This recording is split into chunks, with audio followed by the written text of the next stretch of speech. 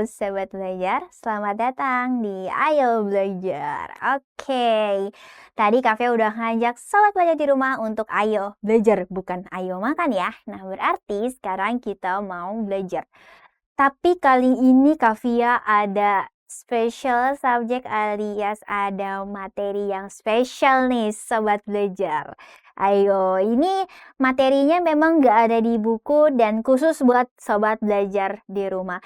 Materinya apa? Yaitu tentang pendidikan seksual. Wah, bukan nggak normal sih ya, memang belum banyak yang memberikan materi ini ya, Sobat Belajar. Nah, kira-kira ketika kita mau mempelajari tentang pendidikan seksual nih, apa aja yang akan kita pelajari? Ya kan, pastinya mengenai tentang alat-alat reproduksi dan juga kesehatannya kan, Sobat Belajar.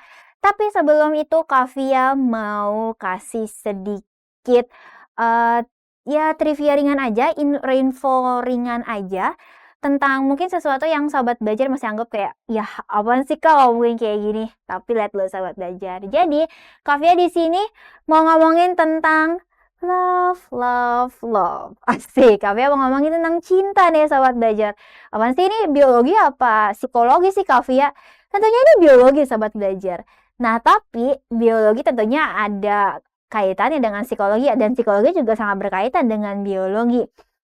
Kali ini Kavia mau ajak Sobat Belajar untuk kita unyu-unyu dulu nih, kita uwu-able dulu hari ini.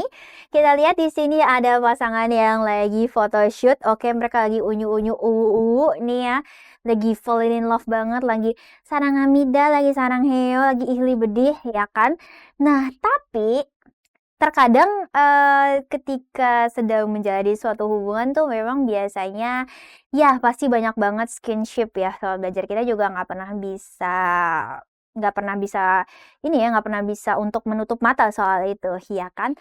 Nah, tapinya ketika ada skinship lanjutan dari yang biasanya dilakukan, kalau misalnya dalam rated normal itu memang skinship itu berupa pegangan tangan ataupun rangkulan, ya pegang tangan, holding hands ataupun rangkulan gitu kan. Tapi, nah ini nih, cinta itu tidak salah, skinship itu tidak salah,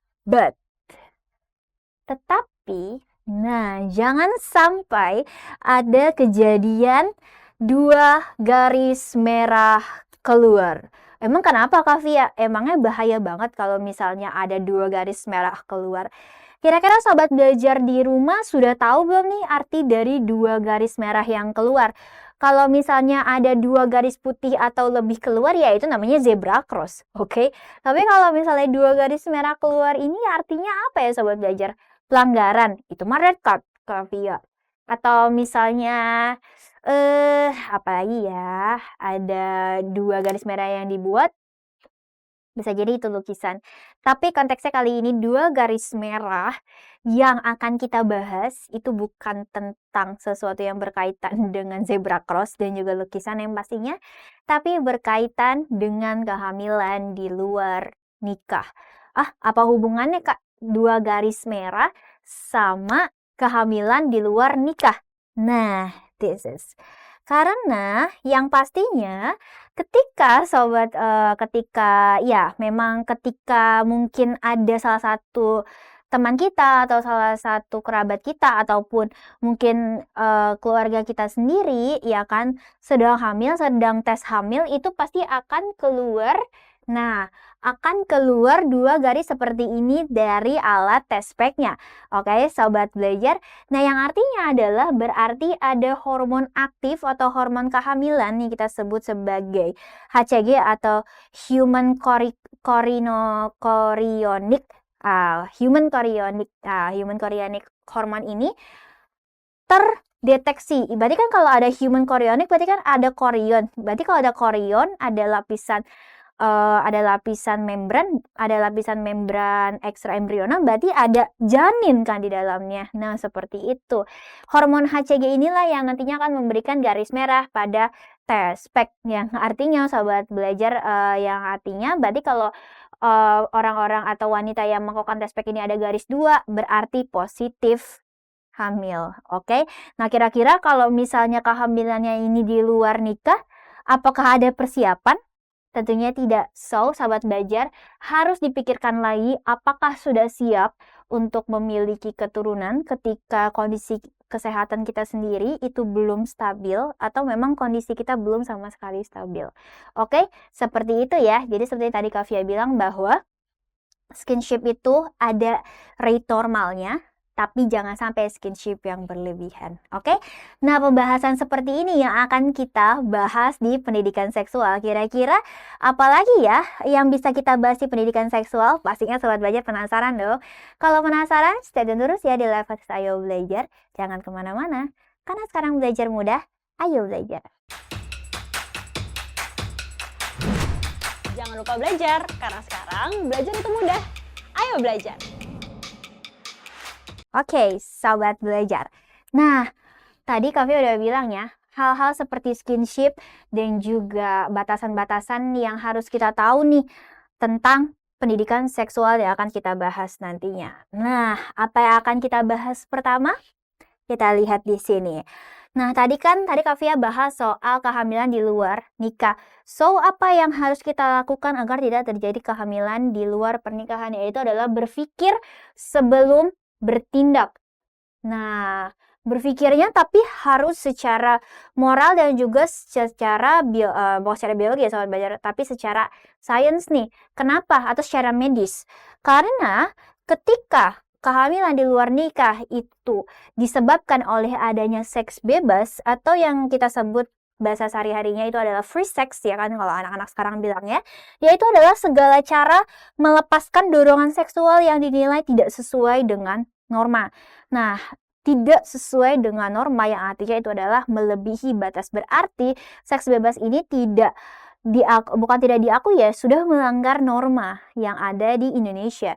Ya kan, karena Indonesia ini adalah negara beragama ya Sobat Belajar, dan kita memang penganut agama yang bisa dibilang sangat kuat ya. Dan nilai-nilai agama itu sangat diterapkan di Indonesia. So, hal-hal yang berada di luar konteks agama pasti itu akan ada di luar norma kita juga dan pasti akan dianggap negatif, dan gak mau dong Sobat Belajar akan terkena dampak negatif dari hal-hal yang ada di luar norma. Salah satunya adalah seks bebas. Oke, tapi selain terkena hukuman sanksi secara moral, yaitu adalah dipermalukan oleh lingkungan sekitar ataupun dikucilkan oleh keluarga, seks bebas itu juga punya dampak secara medis. Karena apa? Pada dasarnya seks bebas itu kan artinya melakukan seks secara bebas aja, terserah, freestyle gitu kan, tanpa adanya pengamanan ataupun prosedur yang sebenarnya gitu kan, ya udah bebas aja gitu. Nah, dampaknya apa selain dari moral tadi? Yaitu adalah dampak seks bebas secara medis. Tapi sebelum itu kita harus tahu apa aja sih yang bisa kita kategorikan sebagai seks bebas. Jadi hati-hati nih kalau misalnya salah satunya kita udah sering lihat, yaitu pertama adalah kissing atau berciuman. Kemudian adalah deep kissing, itu sudah berciuman yang lebih dalam lagi. Dan keduanya ini masuk ke dalam kategori perilaku seks. Jadi hati-hati ya Sobat Belajar, kalau misalnya ada seseorang yang di lingkungannya sudah mulai kissing atau deep kissing, itu berarti salah satu dari kategori perilaku seks. Kemudian ada necking atau meraba dan juga mencium bagian leher yang termasuk bagian erotis di Sobat Belajar, yang nantinya bisa menimbulkan atau menstimulasi gairah seksual. Oke, selain itu ada petting atau istilahnya meraba atau membelai gitu. Tapi petting itu ada light petting atau ya rabaannya halus, ada juga yang hard petting atau merabanya itu sudah lebih dalam lagi nih Sobat Belajar. Kalau light petting itu misalnya adalah membelai rambut atau membelai tangan ataupun misalnya membelai bagian wajah. Tapi kalau misalnya sudah hard petting itu berarti dia sudah mulai membelai bagian-bagian erotis yang ada di tubuh nih, gitu kan. Salah satunya adalah alat kelamin. Nah, seperti itu. Itu sudah termasuk ke dalam kategori perilaku seksual. Dan yang terakhir itu yang sudah paling puncak adalah intercourse atau penetrasi, yaitu adalah masuknya organ genital laki-laki ke organ genital perempuan. Itu adalah puncak dari perilaku seks. Jadi kalau misalnya ada salah satu dari di sini yang pernah Sobat Belajar lihat, itu berarti masuk ke dalam kategori perilaku seks. Jadi hati-hati ya Sobat Belajar, karena semua ini bisa meningkatkan gairah seksual yang nantinya bisa berujung kepada seks bebas. Nah, di mana seks bebas itu memang tidak dilakukan secara aturan seharusnya, sehingga bisa menimbulkan dampak yang sangat banyak sekali. Sekarang Kak Via bahasnya dari sisi penyakitnya ya. Nah, yaitu yang pertama adalah aborsi. Kan pasti kalau misalnya kehamilan di luar nikah itu kan berarti dia kehamilan yang tidak diinginkan, ya kan? Sehingga pastinya tidak akan bisa untuk membesarkan dan juga mendidik anak dengan seharusnya. Sehingga untuk mengurangi dampak hukuman moral tadi dan juga dampak hukuman secara ya lebih banyak hukuman moral ya gitu. Jadi banyak sekali yang akhirnya lebih memilih untuk aborsi, yaitu adalah mematikan janin secara paksa di bawah 20 minggu. Tetapi karena kebanyakan yang melakukan aborsi ini adalah anak usia 15 sampai 20 tahun lebih ya, biasanya 26 27. Jadi masih usia yang sangat muda, bahkan untuk usia tadi ya usia 15 tahun ini kan sangat belia, bahkan baru pubertas gitu ya. Bisa menimbulkan berbagai efek. Yang pertama adalah karena rahim yang belum siap untuk menerima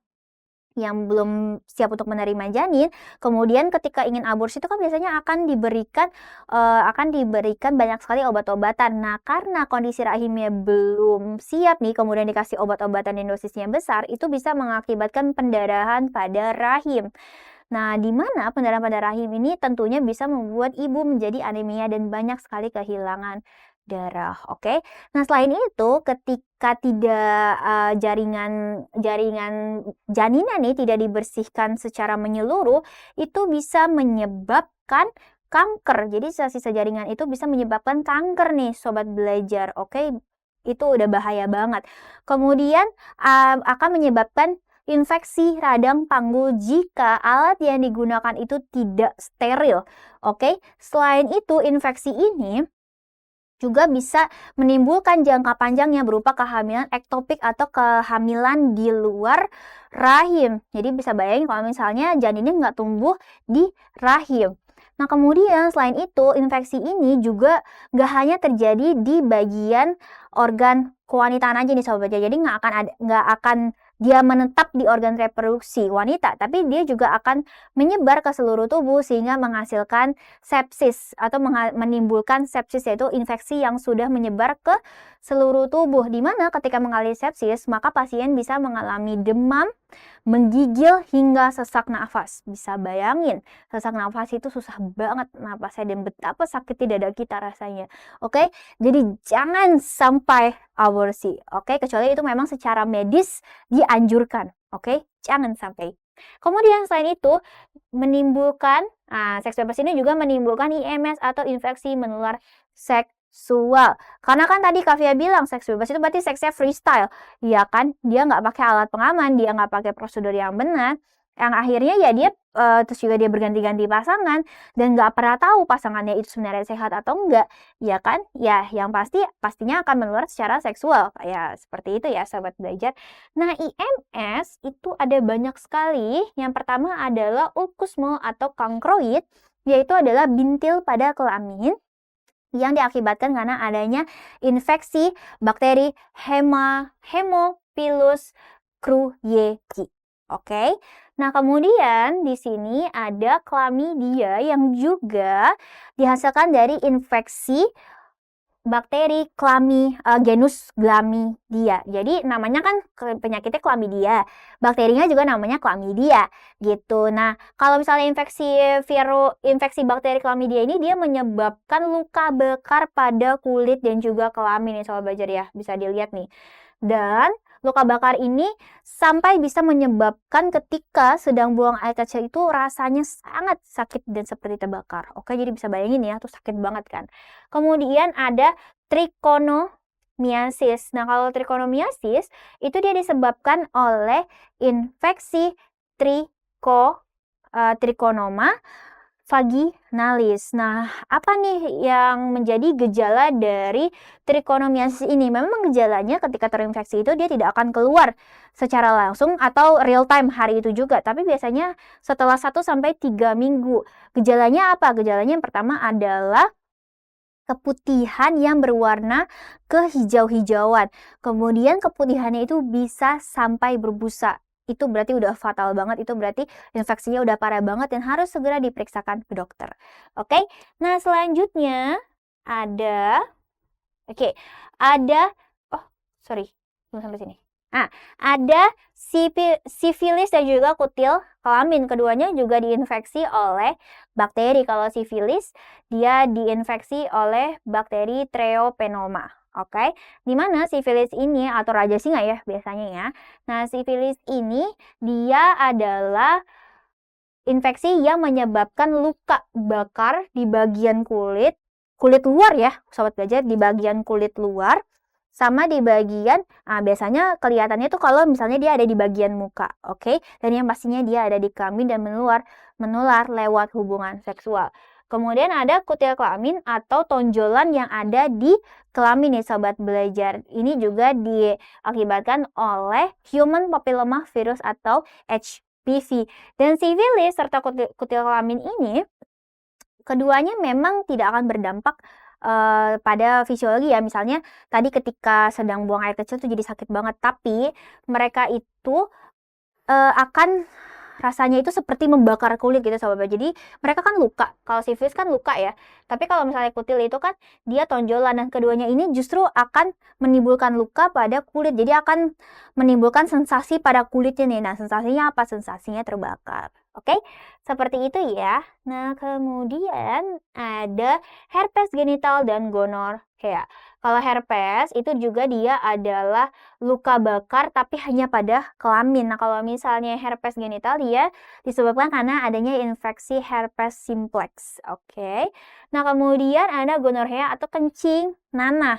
Nah, ketika mau buang air kecil tapi yang keluar nanah itu rasanya sakit banget seperti terbakar. Betul. Jadi setiap ada kelainan pada uretra, pada sistem ekskresi urinaria ya sobat belajar, itu memang pasti rasanya seperti terbakar ketika kita harus mengeluarkan urin. Sama seperti gonorrhea ini yang keluar bukan urin tapi nanah. Jadi nanahnya urinnya bernanah. Itu bisa terjadi di wanita dan juga laki-laki. Infeksinya melalui hubungan seksual.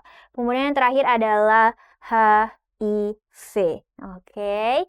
Nah, tapi belum AIDS ya. Nah, kalau misalnya HIV, dia itu punya beberapa simptom sih sobat belajar. Padahal sampai sekarang HIV itu dia belum ada obatnya nih. Sayang banget ya. Tapi padahal dia adalah penyakit yang mematikan.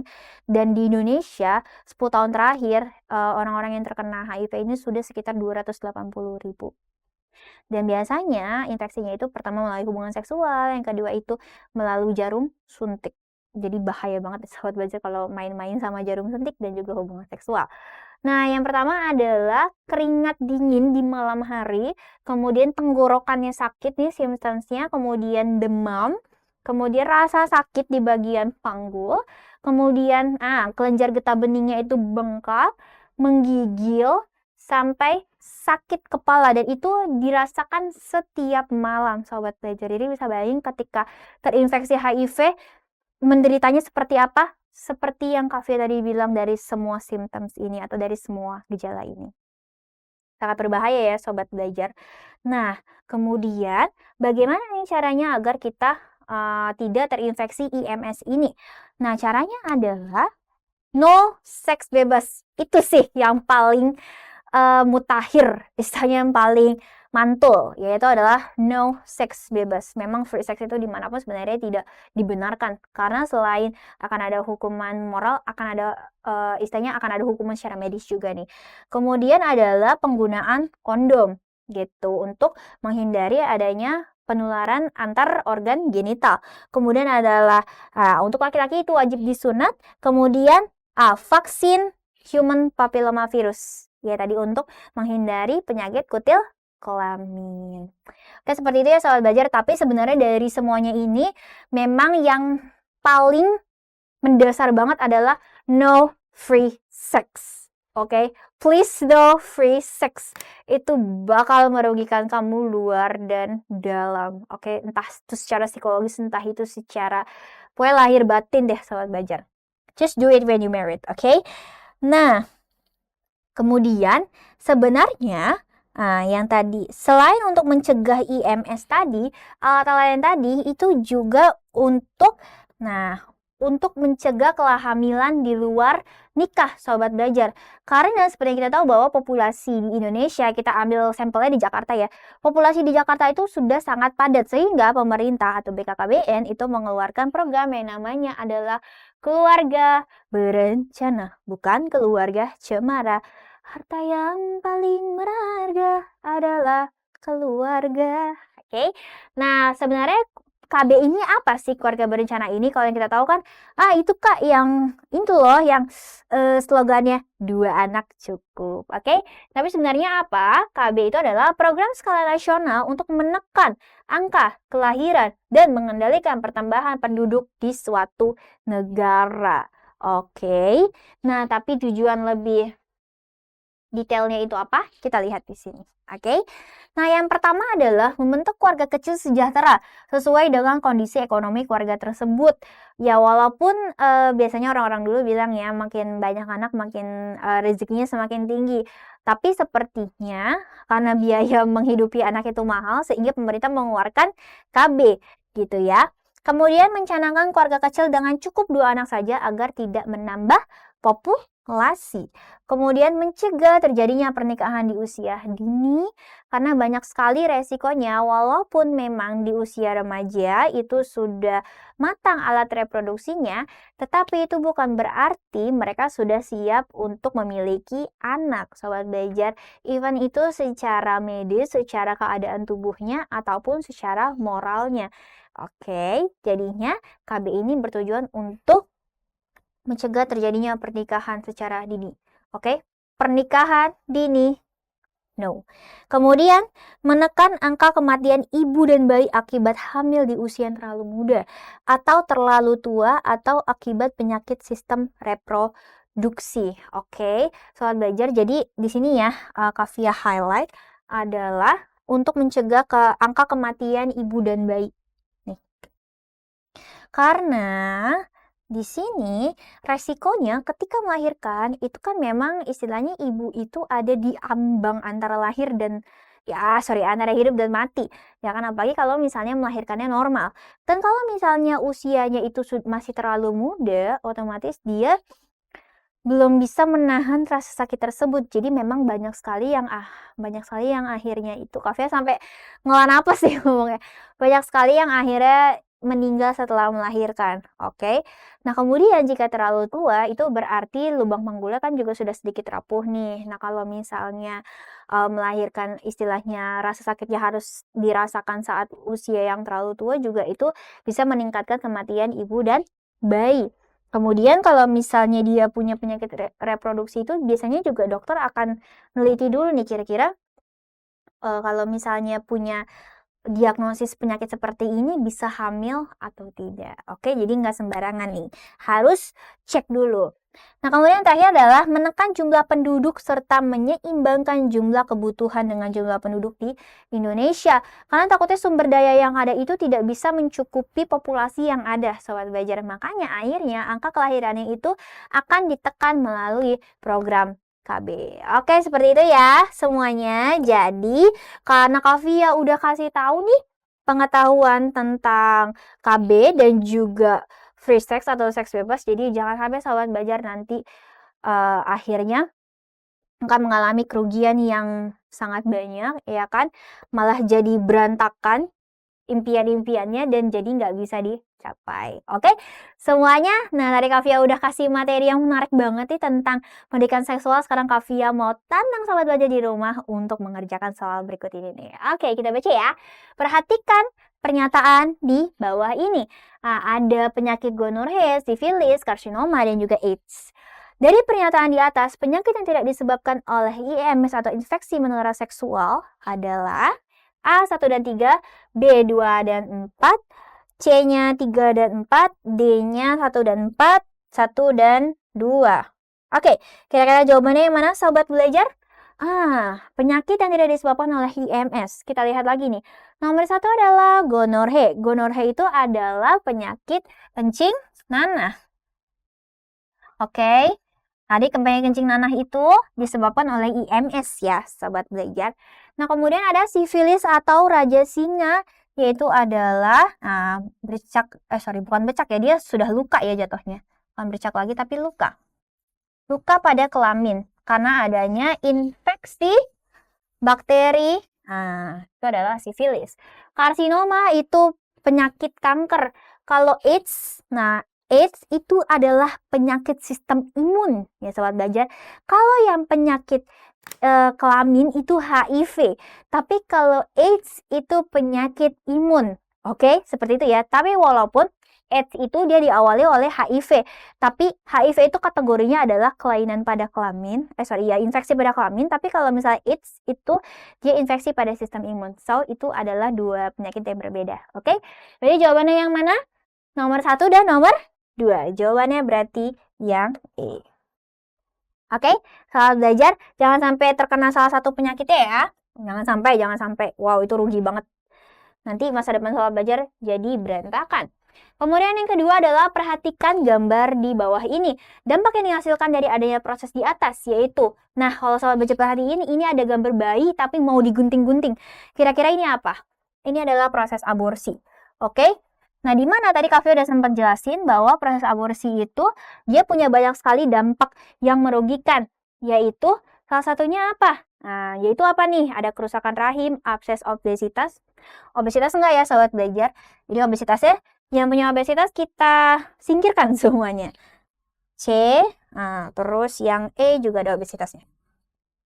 Oke, berarti jawabannya adalah B dan D. Di antara B dan D. Kita lihat lagi. Yang B adalah sepsis, tadi yang menggigil sampai sesak nafas. Pendarahan pada rahim karena tingginya dosis obat untuk menggugurkan, dan endometritis, munculnya jaringan endometrium atau rahim baru karena tadi jaringan janinnya itu belum semuanya dikeluarkan.